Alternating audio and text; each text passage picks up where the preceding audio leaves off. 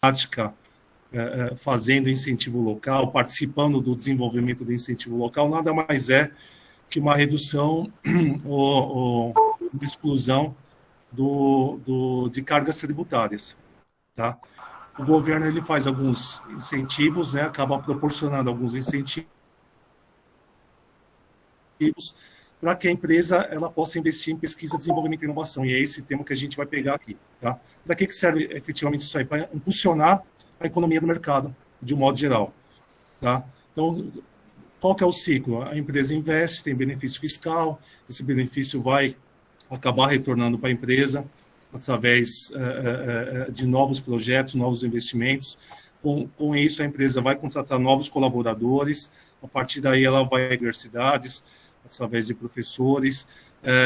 O ciclo acaba sendo, a gente colhe essa semente, replanta essa semente novamente, então ele passa a ser um pouco mais do que só um benefício fiscal, né? Ele passa a gerar um maior ganho na economia de um modo geral. Okay? Então, a gente vai falar um pouquinho da lei do bem. Tá? Só um minutinho. A gente vai falar um pouquinho da lei do bem. Eu acho que tem... Quem tiver com o áudio ligado, eu ia pedir só para deixar no mudo, porque está dando chiado para mim. Obrigado. Se vocês estiverem com dificuldade, eu estou um pouco rouco hoje, de ouvir, vocês, por favor, me sinalizem. Tá? Então, a lei do bem é o principal incentivo fiscal, tá, destinado a empresas que investem em pesquisa e desenvolvimento. Tá? Por que eu falo que é o principal? Porque ela é para qualquer setor de atividade a nível Brasil. Tá? Qual que é o perfil dela? Ela, obrigatoriamente, ela tem que ser do regime do lucro real, tá? Porque o benefício dela está na exclusão adicional de 60% no mínimo a 100% do que ela investe em pesquisa e desenvolvimento. Okay? Então, ela tem um benefício, efetivamente, de 20% a 34%, fazendo uma conta rápida e sendo bem didático, a cada 1 milhão investido, 200 mil volta para a empresa no mínimo. Tá? A conta rápida é essa. Então, investir no projeto, e a gente vai falar sobre quais os investimentos que estão alocados dentro desse todo. Tá? Investir 1 milhão, 200 mil retorna através da lei do bem, desde que a empresa, naquele ano fiscal, ela seja do lucro real, obtenha lucro fiscal, tá? Emita a CND, que é a certidão negativa de débito, ou a positiva com efeito negativo, e, né, invista em pesquisa e desenvolvimento. A lei do bem ela tem outras vantagens, que seria a redução de 50% de IPI no ato da compra de máquinas e equipamentos, tá, dedicados à pesquisa e desenvolvimento. Então, a gente tem que ter o máximo de cuidado com essa avaliação, porque a gente vai precisar fazer um dossiê, né, incluir dentro do dossiê essa justificativa desse equipamento de ter reduzido 50% de IPI no ato da compra, que vai vir na nota fiscal à descrição. Tá? Existe aí a depreciação ou amortização acelerada desses bens, tá? Você consegue fazer essa amortização acelerada, e a redução a zero da alíquota de remessas para o exterior. Então, se a empresa ela tem que fazer alguma manutenção de marca, patente ou cultivares no exterior, a alíquota zero no imposto de renda. Tá? Então, por que a lei do bem é importante? Porque qualquer setor que você pegar, empresa de desenvolvimento de software, por exemplo, ela tem uma equipe de desenvolvimento de novos produtos, uma indústria química, indústria alimentícia, empresa de varejo. Se pegar uma Magazine Luiza, por exemplo, ela é uma das maiores, se não for a maior empresa do setor de atividade dela que investe em P&D. Então, assim, qualquer setor de atividade, logística, por exemplo, tem também, transportes, cooperativas, né? Eu não sei o volume, mas algumas cooperativas também fazem, talvez com benefício da contribuição social. Então, assim, não descarta nada, tá? O que eu estou sugerindo para vocês, como estudantes, ou como microempresários, ou como startups, entendam, e é isso que a gente vai apresentar nos próximos slides, as leis que existem a nível federal e local, tá? Que mesmo que vocês diretamente não tenham o benefício efetivamente, mas que vocês sejam prestadores de serviço, ok? Eu tenho uma empresa que faz apoio a desenvolvimento de software, eu tenho uma empresa que faz moldes, eu tenho uma empresa que faz ferramentais, tudo isso, de uma certa forma, acaba apoiando o projeto de uma empresa maior. Okay? Eu sou um professor de universidade, mas minha formação é de engenharia, e eu também presto serviço de conhecimento, de consultoria para desenvolvimento de um projeto X. Então, toda e qualquer atividade que tenha P&D, isso é válido. Ok? A gente vai falar também, rapidamente aqui, do programa Rota 2030. Tá? Esse programa nada mais é que uma melhoria no Inovar Alto, que veio lá de 2012, salvo engano. Em 2018 foi feito aí o programa Rota 2030. Tá? Ele tem o perfil muito semelhante à Lei do Bem, só que ele é para um setor de atividade específico. Tá? Ele é para o setor automotivo e para a cadeia automotiva. O que significa isso? Tá? Montadoras e toda a cadeia produtiva, tá? Toda empresa que ela diretamente ela fabrica, tá? Qualquer tipo de insumo para a montadora, para montar o veículo, ela tem esse benefício. Tá? Ele é um pouquinho mais complexo, tá? Ele também vai para empresas que fazem importação, ele tem outros benefícios, mas eu acho que a palestra de hoje não é focada propriamente no Rota 2030. Tá? Então, a gente pode deixar um pouquinho superficial agora, e depois, com as dúvidas de vocês, a gente vai respondendo, e se eu não conseguir responder nesse primeiro momento, eu me comprometo a responder posteriormente. Tá? Ela tem algumas vantagens, tá? Redução de IPI de até 2%, a isenção de imposto de importação, né? A parte também do imposto de renda. Tá? Então, eu coloquei 3 incentivos aqui, que ela tem um principal benefício, que é a redução da alíquota de imposto de renda, tá? E da contribuição social. Né? Dependendo da lei, ela vai ter outros benefícios, ela vai ter um processo um pouquinho diferente, mas, a grosso modo, são leis federais, tá? Que podem beneficiar. Então, uma empresa que ela se utiliza do programa Rota 2030, por exemplo, ela também pode se utilizar da Lei do Bem. Entendeu? Kleber, mas é o mesmo benefício, é o mesmo projeto, o mesmo investimento? É o mesmo investimento, é tudo igual, só que uma lei complementa a outra. Tá? Uma lei tem de 20% a 34%, e o programa Rota 2030, por exemplo, ela tem de 10% a 12,5%, tá? De benefício. Então, ele vai somando, se você for levar e olhar como empresa, ele tem 2 benefícios em um só investimento. Né? Então, a gente consegue alavancar aí. Tem mais detalhes, mas, a grosso modo, é relevante conhecer se vocês forem se dedicar a empresas do setor automotivo posteriormente. Tá? E a lei de informática, né, que eu acho que vocês de Ilhéus, São Paulo, de lei de informática, aqui no sul de Minas também, Santa Rita do Sapucaí, é um outro polo também de lei de informática. Então, a gente tem aí alguns locais do Brasil que investem bastante na lei de informática. Tá? Houve uma modificação agora em 2019, né? Então, essa lei ela deixou de ter os benefícios anteriores, na verdade, agora ela gera um crédito fiscal, tá? Para você poder se beneficiar nos próximos anos. Tá? Existe a possibilidade também da redução do ICMS, né? E a possibilidade do PIS também. Vocês, eu acho que tem mais credibilidade, isso aí está mais no dia a dia de vocês, porque aí é um polo de hardware e automação. Né? O CPED ajuda muito com isso. Né? O meu relacionamento com o Alfredo é através da lei de informática. E qual que é o papel da consultoria, qual que é o papel, né, das empresas? A empresa, ela obrigatoriamente na lei de informática, é para empresas também do lucro real e presumido, então ela já muda um pouquinho, ok? E ela tem algumas obrigações de investir em pesquisa e desenvolvimento, ok? Ela pode investir, dependendo do tamanho dela, o tamanho do investimento dela, ela pode investir ou somente dentro da empresa, ou ela tem a obrigatoriedade de investir fora. Tá? Isso aí você leva para o Nordeste e para o Norte, então você precisa efetivamente estar investindo em ICTs já habilitados previamente. Tá? Então, eles têm que identificar centros de pesquisa que efetivamente vão gerar aí um retorno para eles nos projetos. Tá? Então, existe essa alocação, essa obrigatoriedade até para, vamos falar assim, para o polo, né, de investimento não ficar só no eixo Rio-São Paulo, igual o pessoal costuma dizer, né, para você levar esse investimento também para todo o Brasil. Né?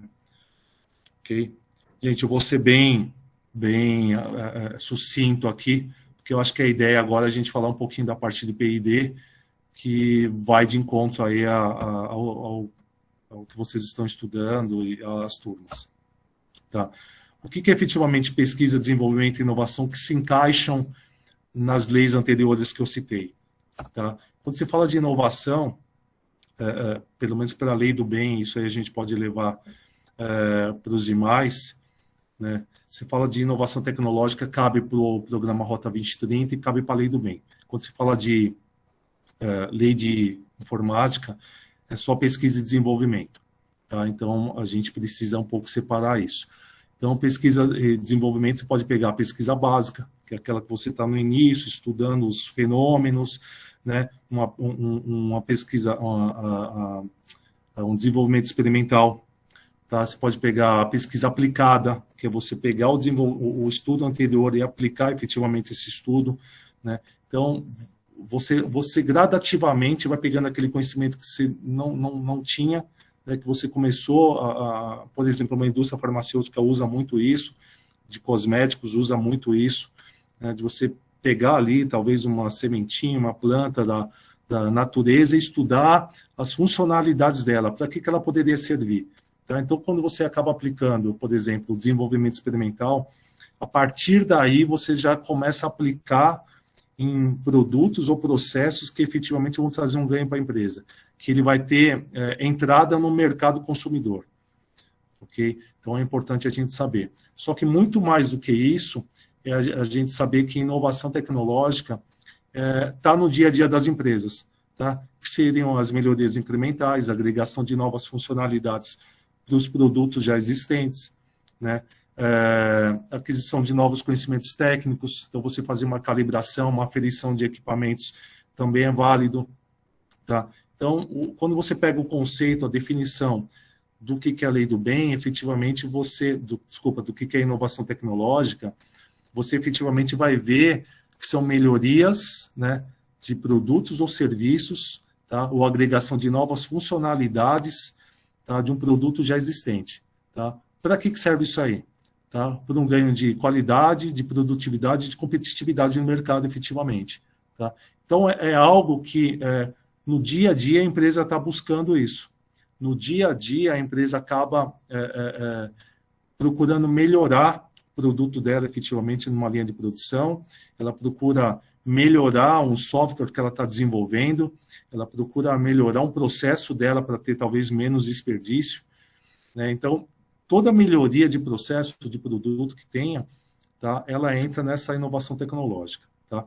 Então, é importante saber o conceito, é relevante você saber alguns exemplos e depois colocar isso em prática, efetivamente, do que você tem dentro da empresa, né, que você está trabalhando hoje em dia, tá, para você saber identificar que tipo de incentivo fiscal que você pode efetivamente ter.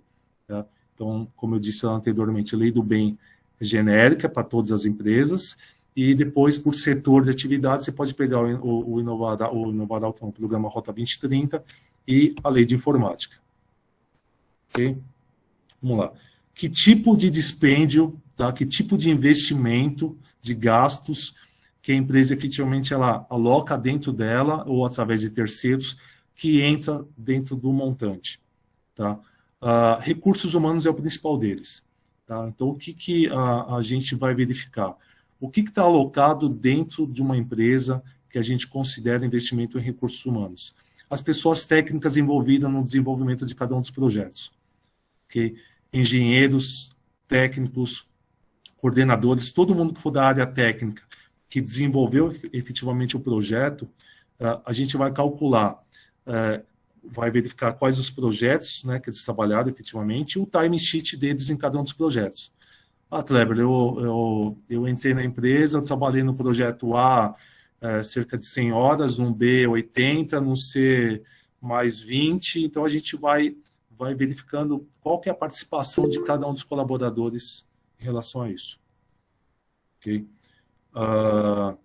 Posteriormente, a gente vai verificar os serviços de terceiros, que eu acho bem relevante a gente destacar, porque entre universidades, entre ICTs, entre desenvolvedores independentes, entre micro e pequenas empresas, startups, que nos últimos anos aí deu um boom, né, e está se fomentando muito aí a parte de startups, com apoio de universidades, de núcleos que acabam dando esse apoio técnico, né, e administrativo de modo geral para o desenvolvimento dessa startup que vai virar uma grande empresa. Então, o que seria o apoio de terceiro?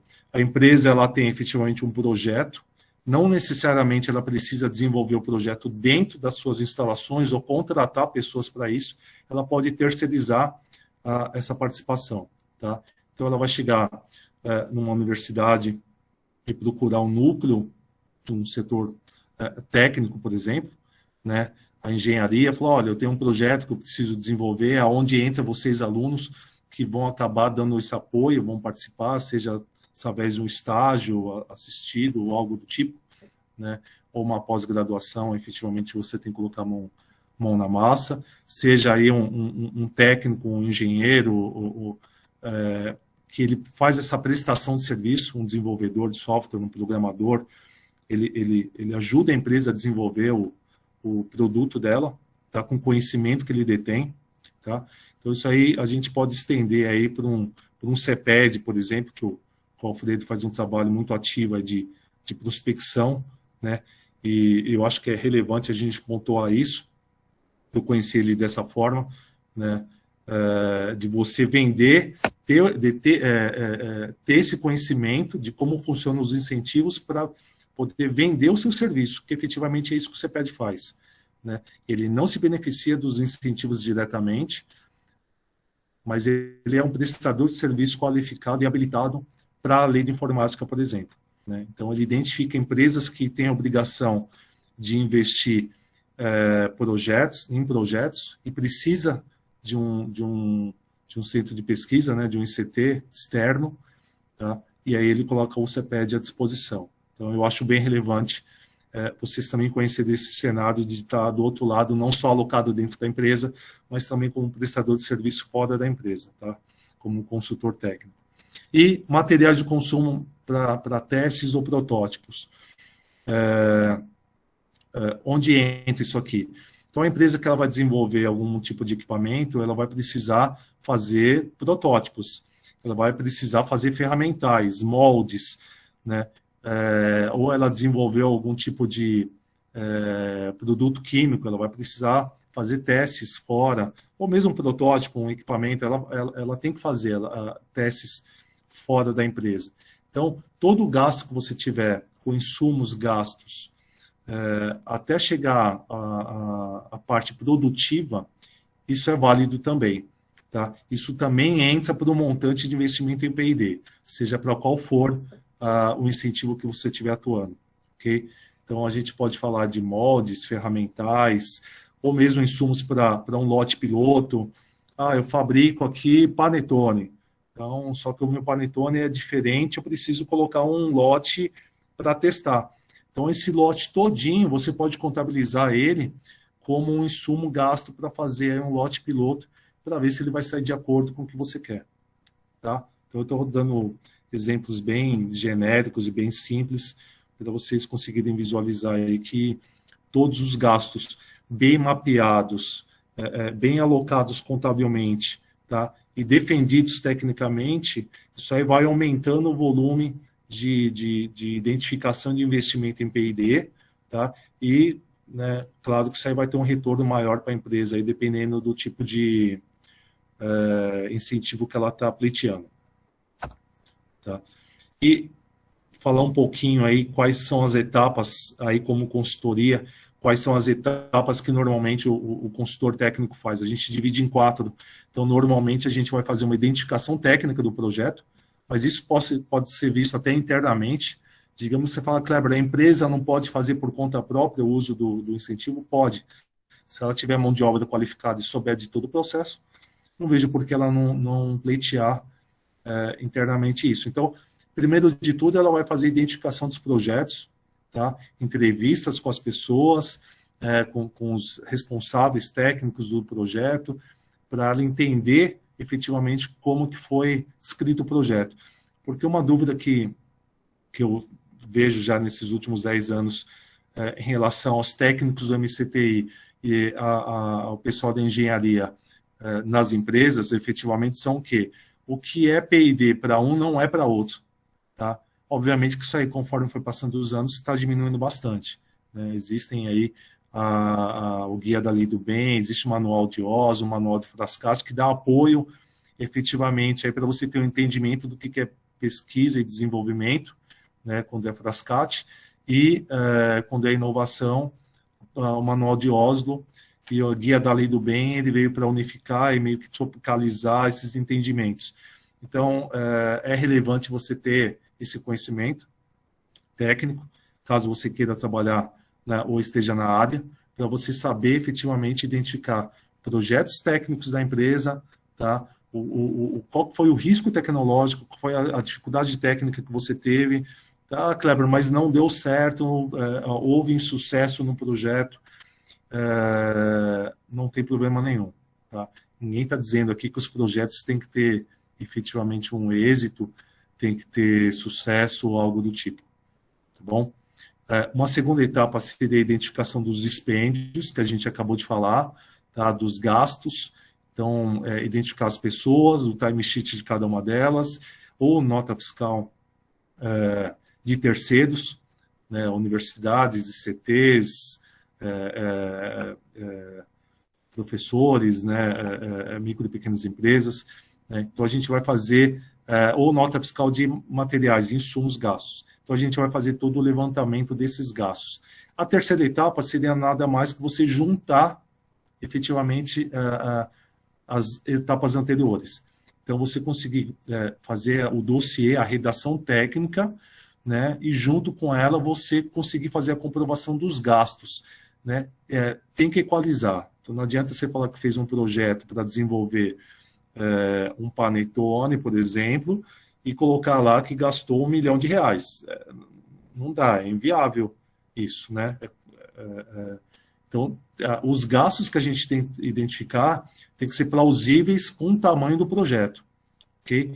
Então, os projetos eles vão ser pleiteados, né, a sua habilitação para você ter o benefício ano após ano. Então, efetivamente, o projeto não precisa iniciar ou acabar no mesmo ano. Tá? Ele pode ser um projeto recorrente. Pode ser um projeto de 2, 3, 10 anos. Tá? Obviamente que ele vai sendo modificado, vai crescendo durante os anos. Né? Então, isso aí você vai conseguir identificar e demonstrar nesse relatório, nessa justificativa técnica aí que a gente vai mandar ou para o Ministério da Ciência, Tecnologia e Inovação, que é o MCTI, ou para o MDIC, quando a gente falar dos outros incentivos. Ok? E uma quarta etapa seria a entrega final dos resultados para a empresa. Tá? Então, aqui eu estou falando mais como consultoria mesmo. Tá? Nessa quarta etapa, a gente pega já um dossiê final contemplando todas as etapas anteriores, já finalizado, né? E onde o cliente já fez a revisão final dele. Na verdade, esse material já foi para o Ministério, tá? E a gente vai fazer o acompanhamento, né? A gente ou a própria empresa vai fazer o acompanhamento desse relatório junto aos órgãos competentes. Efetivamente, o que significa isso? Tá? Quando você fala de uma lei do bem, por exemplo, o uso da lei do bem, do benefício fiscal, é automático. Tá? Então, a partir do momento que eu identificar na lei do bem que você tem um benefício fiscal de X, tá? Investi 1 milhão, fiz uma exclusão de 60% lá, de 600 mil, tive um benefício de 200 mil, por exemplo, você já pode abater isso na sua LALOR, lá, já vai fazer a exclusão já do valor, já vai ter o benefício fiscal. Tá? Você fala, Kleber, mas não precisa de aprovação efetivamente? Não, não precisa de aprovação na lei do bem, o uso é automático. Depois você faz a justificativa técnica. Para o programa Rota 2030 e para a lei de informática, você tem que primeiro se habilitar, então inverte um pouquinho os papéis, ok? Você vai fazer primeiro a habilitação, tá, dos seus produtos e, posteriormente, você faz todo esse levantamento aí técnico e financeiro de tudo que você gastou. Tá? Então, em relação aos incentivos fiscais, eu fiz um resumo bem grande, é isso, tá? Eu deixei uma tela aqui posteriormente para vocês, só para dar uma pincelada, é a única tela que tem de financiamento, para vocês saberem que o fomento à inovação, tá, não está só atrelado à parte de incentivo fiscal. Tá? Quando você fala de mapa de inovação, por exemplo, aqui no país, você tem várias ramificações. Você pode falar de gestão de inovação, você pode falar de startups, você pode falar de ICTs, você pode falar de subvenções, de financiamento, de incentivos fiscais, sejam federais, estaduais ou municipais. Então, aqui eu quis só mapear para vocês um exemplo de institutos ou órgãos a nível federal e estadual que pode ter linhas de fomento à inovação. Tá? Então, você pode procurar um BNDES, normalmente você pode procurar um FINEP. Isso é a nível federal. Okay? Qual que é o porém? O tamanho do projeto. Tá? Você fala de BNDES, você fala de projetos de acima de 10 milhões, pelo menos. No site, se eu não me engano, está acima de 20 milhões. Então, o seu projeto tem que ser um projeto robusto. Se fala de um FINEP, já é um pouco menor. Então, se você vai pegar um financiamento, e é importante você falar com um consultor especializado, você não precisa pegar o dinheiro só, efetivamente, do projeto. Na verdade, a gente vai ter uma entrevista onde eu vou entender todo um processo que você vai ter que modificar na sua empresa para que você desenvolva o seu produto novo. Tá? Então, normalmente, esse recurso ele acaba aumentando. Então, o FINEP ele coloca à disposição e eu vou dar um exemplo em seguida também de valores menores. Tá? E a gente tem aí a FAPESB, né? Em São Paulo é FAPESP, em Santa Catarina é FAPESC, né? A gente tem um Banco do Nordeste, né? A gente tem, por exemplo, se fosse em Minas, um BDMG. Então, assim, dependendo do estado que você tiver, você vai achar um banco de fomento para aquela linha que você precisa. Tá? Importante também saber disso. Tá? Tudo que é subvenção, tá? Todo o dinheiro a fundo perdido que a empresa pegar, não serve para você fazer abatimento em incentivos fiscais. Tá? Porque você já tem um benefício de não devolver esse dinheiro como um empréstimo para o banco, tá? Seja ele qual for. Okay? E, para a gente ir finalizando aqui, eu coloquei uma subvenção que está em aberto no FINEP.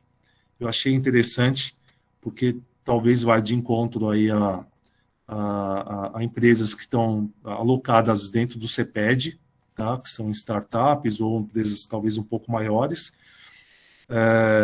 Obviamente que existem alguns critérios para você pleitear, mas, né, como o próprio nome diz, uma subvenção econômica à inovação, tá? Para startups de inteligência artificial. Tá? Então, quais os temas? Agro, saúde, indústria 4.0 e cidades inteligentes e turismo. São 80 milhões, 20 milhões para cada um dos itens acima. Caso qualquer um dos itens acima não conseguirem alcançar os 20 milhões, ele vai ser realocado para um outro item. Tá? E existem alguns critérios para você pleitear. Tá? Então, tem que ter registro na junta, tem que ter tido algum tipo de atividade operacional no ano de 2021, faturamento não pode ser superior a 16 milhões no ano de 2021, tá? E se ela, não coloquei aqui, mas se ela pertencer a um grupo econômico, também o grupo econômico não pode ter um ROB maior do que 16 milhões, e ela tem que ter no máximo 10 anos de existência. Okay? Por que eu quis colocar esse exemplo? Porque ele está aberto, ele está ativo, tá? Dá para a gente pleitear essa linha. Obviamente que antes de qualquer coisa, a gente vai avaliar a empresa e o projeto, né? Até para vocês não criarem uma expectativa, e o público depois não criar uma expectativa, mas da pandemia para cá, de 2020 para cá, houve muito investimento, né? Muita subvenção do governo, principalmente na área da saúde, por conta do Covid, obviamente, tá? Mas também a gente encontra aí outras linhas de financiamento, tá? Ou pode, efetivamente, Kleber, eu não estou nesse ramo, mas eu gostaria de pleitear. A gente monta um projeto e apresenta para um FINEP, dependendo, ou para algum outro órgão que tiver mais um perfil dentro do projeto da empresa. Ok? Bom, quero agradecer aqui, sou da consultoria Norte BR, só para salientar. Agradeço o CEPED e o INET pela oportunidade. Tá? Aqui tem uma frase de inovação do Peter Drucker aqui, que eu achei bacana colocar, né, para vocês visualizarem. O que eu posso deixar para vocês aí, depois fica os nossos contatos e os professores podem depois passar para vocês, mas o que eu quero, o que eu acho bacana a gente compartilhar é o entendimento, efetivamente, é o entendimento que a gente tem do que é inovação, tá? E o que entra dentro de cada uma das empresas. Tá? Então, a gente falou um pouco aqui de incentivo a nível federal, né? O Lucas abordou aí um incentivo de Ilhéus, que vocês têm à disposição, né? Eu só pincelei aí, falando que está à disposição a parte de linhas de financiamento, né? E aonde vocês podem buscar. Então, é importante saber todo o ciclo, né? Um mapa de inovação muito grande, né? A gente poderia estender aqui a outros temas, como gestão de inovação, como eu falei, startups. Então, cada um dos temas tem uma abordagem muito grande. Eu espero que eu tenha, pelo menos, aguçado aí a curiosidade de vocês em relação aos incentivos a nível federal. Tá? Eu quis ser muito superficial, na verdade, mas para colocar uma linha comum dos 3 incentivos. Tá? Espero que vocês tenham entendido. O material vai ficar à disposição posteriormente para vocês. E eu fico à disposição aí para a gente responder aos questionamentos que houverem.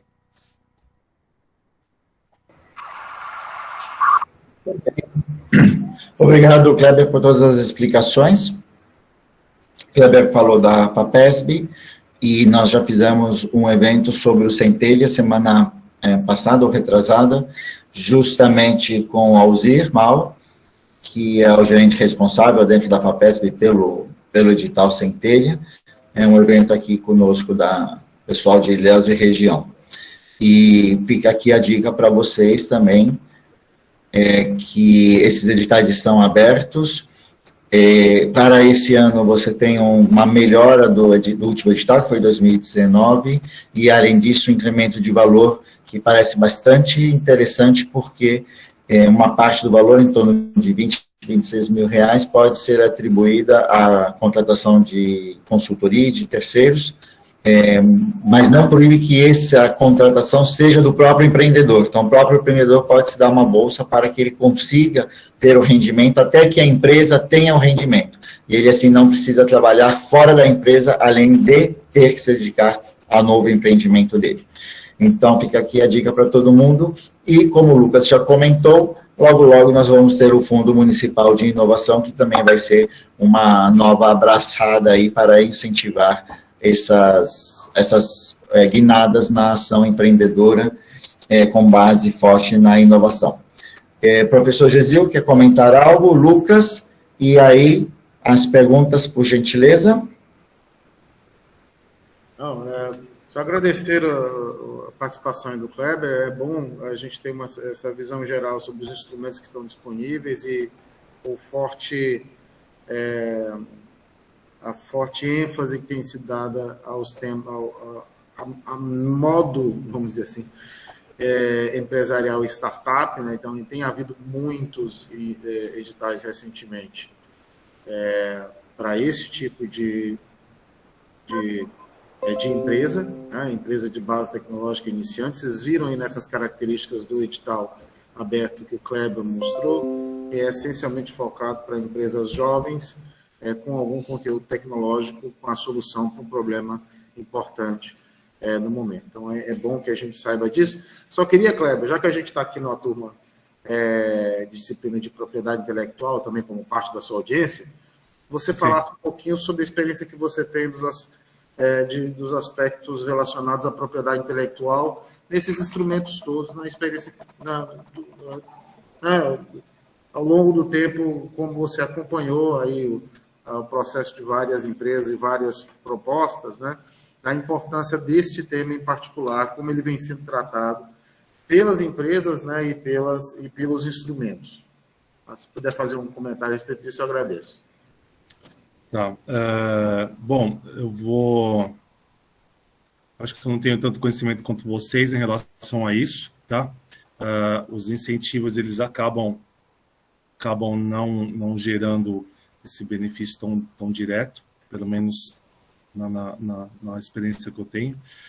Mas o que você falou é muito relevante, tá? O pessoal está vendo com maior relevância a parte de propriedade intelectual, tá? Tá dentro do cenário de inovação, ok? E efetivamente aí a gente consegue ver, pelo menos dentro do tema de gestão de inovação, que é um tema que eu estou estudando nos últimos anos já com alguns parceiros, essa preocupação, tá? De você ter esse conhecimento, ter essa relevância, você ir atrás para poder efetivamente estar atuando com isso. Peço desculpas por não ter conhecimento tão grande assim desse tema, tá?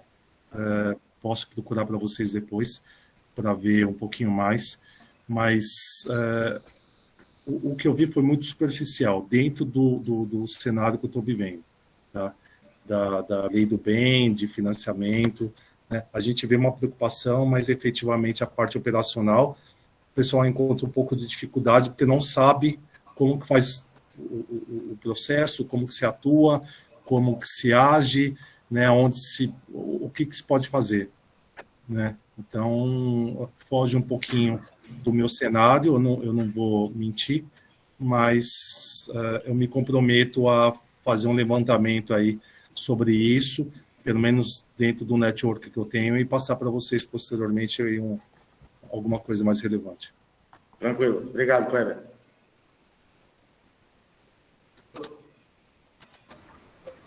Alguma pergunta a mais?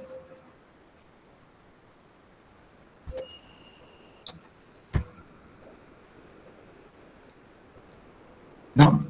Lucas, se você pode fazer o encerramento, então. Eu já agradeço novamente o Kleber por aqui estar, o Eliseu, que também está aqui, a Amanda, que eu acho que é a da VET Tecnologia. Se for, bem-vinda, espero que tenha gostado. Se for, dá igualmente nossa saudação. É a Gabriele, que tem nos acompanhado em muitas ações de inovação, em especial da INET. A gente agradece aí a Gabriele, que novamente está aqui conosco, a equipe da INET, que também está participando, Ellen e Luane, e a todo mundo que está aqui, que a gente espera que tenha gostado do evento. Claro, quer fazer alguma consideração final e depois o Lucas faz o encerramento, por gentileza. Tá bem. Obrigado mais uma vez pela oportunidade. Peço desculpas aí pelo último item que foge um pouquinho do meu cenário, né? Mas, de qualquer forma, me coloco à disposição, tá, de vocês. Se tiver depois alguma dúvida em relação a projetos, alocação de projetos, tipos de projetos, mesmo que sejam dúvidas, Kleber, eu tenho uma empresa X, eu gostaria de saber se o projeto ele cabe dentro de algum incentivo fiscal, A, B ou C. Qualquer que seja a dúvida que vocês tiverem, né, segue os meus contatos, pode passar depois para o professor Dib, né, para o Gessil também, eles vão passar para mim, eu me comprometo a responder. E espero estar com vocês aí pessoalmente, né, numa próxima oportunidade. O Alfredo já me convidou algumas vezes aí para visitá-los. E me coloco à disposição mais uma vez aí para a gente falar depois sobre outros temas e trazer também colaboradores que vão agregar muito mais aí em relação a isso.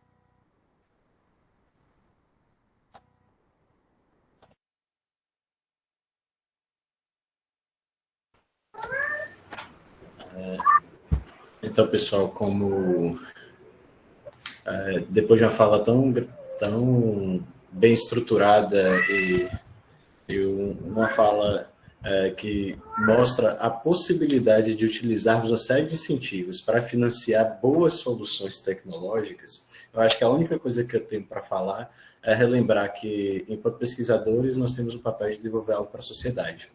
E uma das possibilidades dessa é fazendo uso do investimento público nas suas diversas esferas para gerar soluções práticas e reais, né? Hoje eu acho que não existe mais desculpa, eu estou fazendo pesquisa e não consigo depois trazer aquilo para a realidade. É possível sim, tem investimento federal, tem investimento estadual, tem investimento municipal. Então, eu faço convite aos alunos para estarem atentos, se prepararem antecipadamente para as oportunidades. Os editais são lançados, dá para concorrer, se não deu para concorrer esse ano, concorre pela metade, mas aprende como é que é aquele processo para no segundo ano, de fato, ganhar. Eu acho que esse tipo de expertise a gente vai conseguindo com o passar do tempo e não pode deixar a oportunidade passar. Fora isso, não tem, depois de uma brilhante fala do Kleber, não tenho mais nada a acrescentar, só agradecer mesmo pela oportunidade de estar aqui.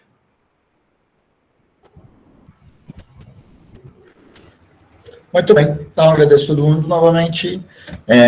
Para quem tem aula agora, boa aula, que acabou sendo a minoria do pessoal da sala, e para os demais, que tenham aí uma excelente noite, espero que tenha sido proveitoso, e nas redes sociais, INET, Incubadora INET, temos aí o Instagram, página da web, o LinkedIn, a gente tem aí uma programação de atividades, nosso edital está aberto, e convido a vocês a abrirem o edital e submeterem suas propostas, que eu acho que a região tem muito a oferecer, e nós, enquanto cidadãos e moradores, podemos contribuir aqui para o desenvolvimento da região. Um abraço, Kleber, tenha uma boa noite, Eliseu, Gesil, os alunos do Propinit, boa aula, tudo de bom, Lucas, um abração aí para o pessoal todo, parabéns por todo o seu empenho, Ellen e Luane, que descansem bem, todos os demais, um grande abraço. Até a próxima. Obrigado. Até, gente.